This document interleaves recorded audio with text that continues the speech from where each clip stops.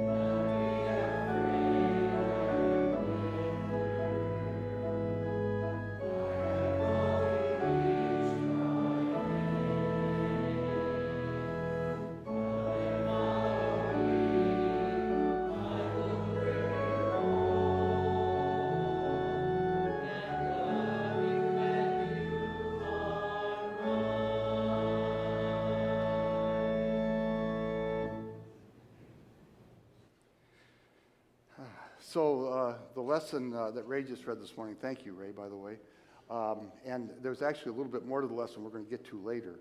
It's a story that I'm sure many of you are familiar with. I know I learned it in Sunday school with the song, the wise man built his house upon the rock. The rains came a-tumbling down, right? Y'all know this song? Or maybe many of you do. I learned it in Sunday school, known it all my life, but I've got a couple of questions about this entire passage. And I'm going to take one at a time. And the first one is this. Okay, so the wise man built his house on the rock, right? And when the rains come and the winds blow, the house on the rock stands fast. It does not tumble, right? What exactly is that foundation? Now, you might think that's obvious. I know I think it's kind of obvious, or at least I did think it was kind of obvious. And I can't tell you how many sermons I've preached about being strong, having this rock of faith underneath me, so that when I get sick or when something goes wrong or when life falls apart, that foundation is there to hold me up.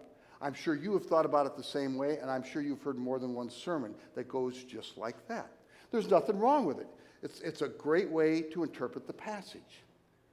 But, as you know, these last few weeks, we have been looking at these lessons not as individual little pieces that are just strung together, unrelated sayings and unrelated events and that are just kind of loosely sewn together, but we're looking at it as a whole, right?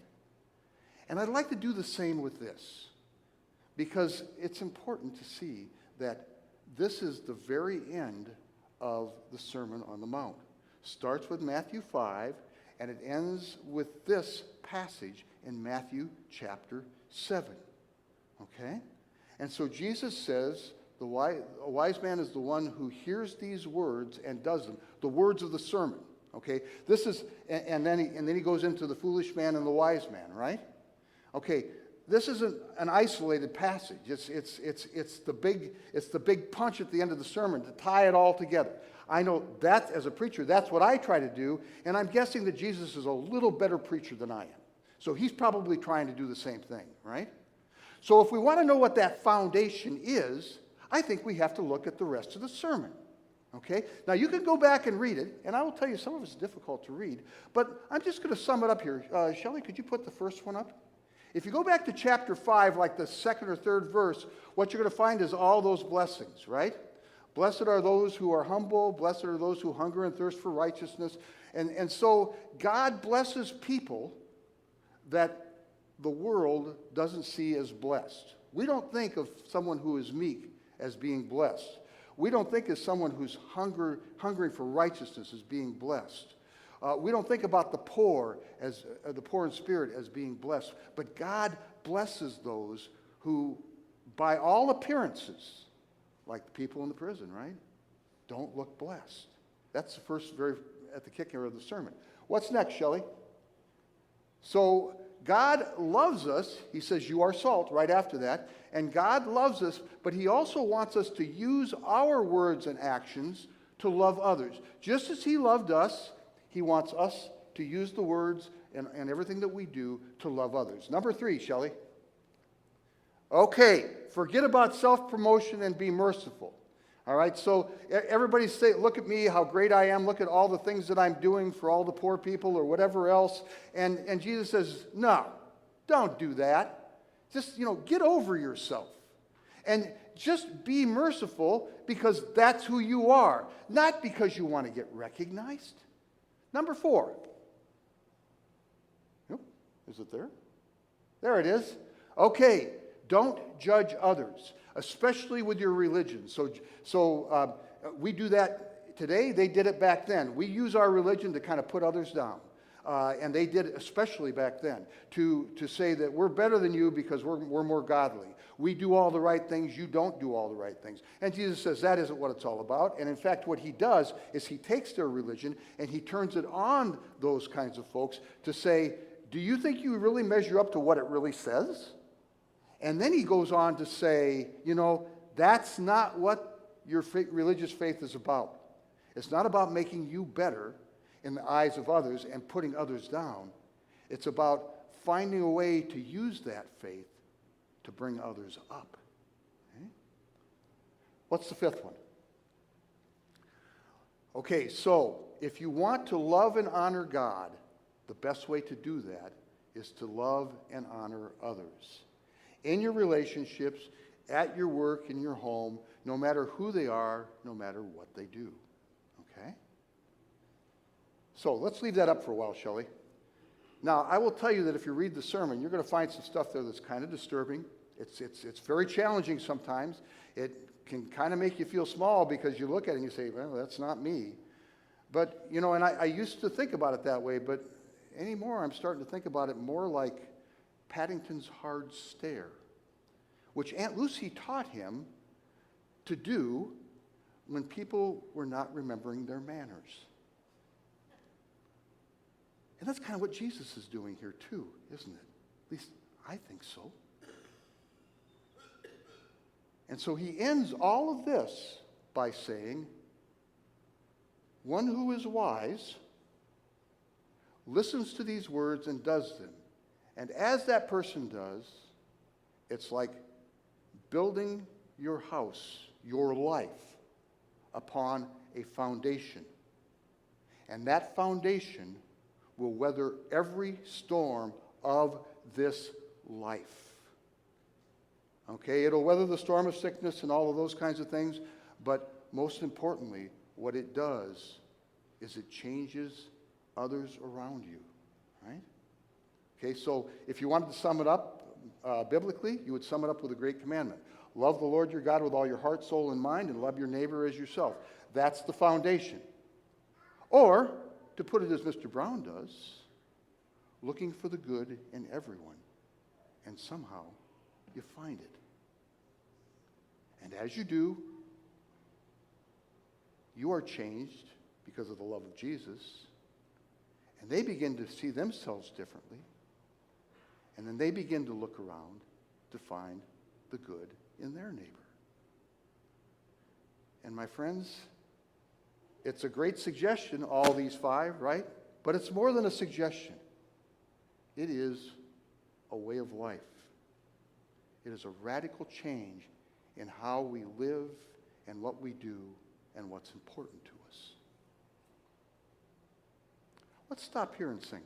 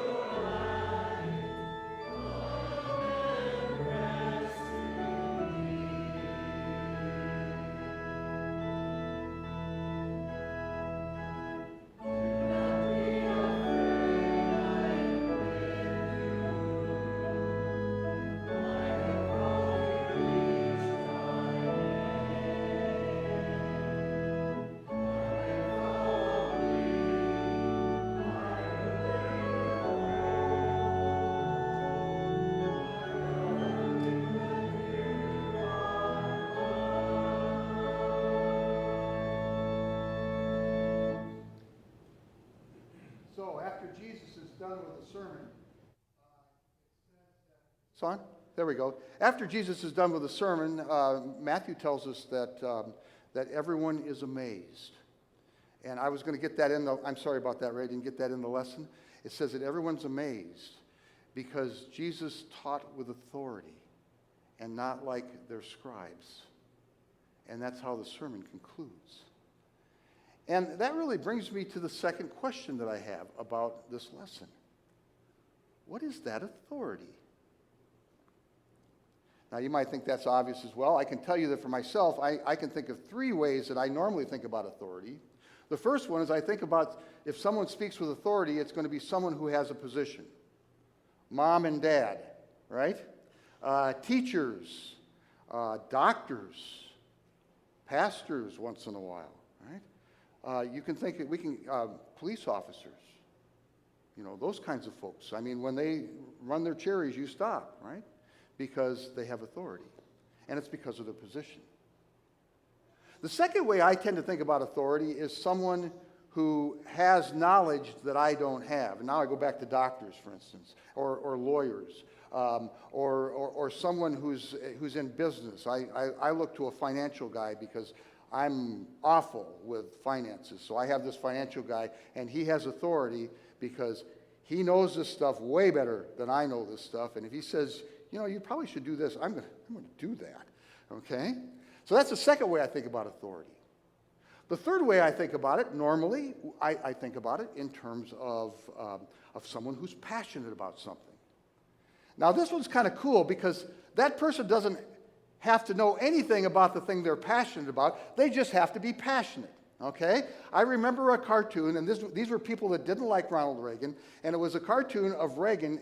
He's going through the jungle, and he's whacking the jungle with a machete, and he's got these people behind him, and one person says to the other, he says, I don't know where he's going, but I like the way he leads. And that's another way to think about authority, right? That you've got somebody who's passionate about something, has a direction and wants to go there. Now, this is not what I think is happening here. I think it's something very different. And maybe something you've never thought about before. I think when Jesus teaches these things, when he teaches with authority, he's teaching with authority about these things, about blessing others who aren't blessed, about using words and actions to love others, to forgetting about self-promotion and just care about people, and being merciful and not judging others, and honoring and loving others as a way of honoring and loving God. He teaches with authority because he does that. And people see that he does that. They see it, first of all. We see it because he does it to us. I mean, we all have this facade outside, but Jesus sees inside. And he sees all that you are, and all that you wish to be, and all of your insecurities, and all of your trials, and all of your troubles. I mean, he sees the Knuckles McGinty's of the world, who have this rough outside, and he doesn't care what they think or if they liked it. Do they like it? It's an insecurity, isn't it? And Jesus sees beyond all of those things. And by the way, Paddington is kind of a Jesus figure. I didn't count him, but I'm going to guess that there were 12 guys around him in that scene. And at the end, he gets very sick and goes into a coma for guess what? 3 days. Okay? I don't know. I don't know if it's coincidence or if they're going someplace with that. But I do know this, that this is what Jesus does. He looks for the good in others, and somehow, God knows how sometimes, but somehow he finds it. He found it in us, each and every one of us. And I will tell you that there probably isn't a person here who isn't messy in some way, shape, or form in their life. But he looks behind that and beyond that. And he has found something in you that has lit a candle in your life. And pretty soon you begin to see yourself not as all that messiness, but begin to see yourself as Jesus sees you. And then pretty soon, start looking around at others. This is what we're called to do. This is what the sermon's all about. This is the foundation on which you build your life so that when the winds and the rain come, that house will not fall. It's a house of love. It's a house of mercy. It's a house of caring. It's a house of seeing people not for what they appear to be, but for what they are, deep down inside, and loving them and caring for them. And my friends, this is not a suggestion. It's not a good idea. It is a good idea, but it's more than that. It's a way of life founded by Jesus and planted in you. And for that we give God thanks and praise. Amen.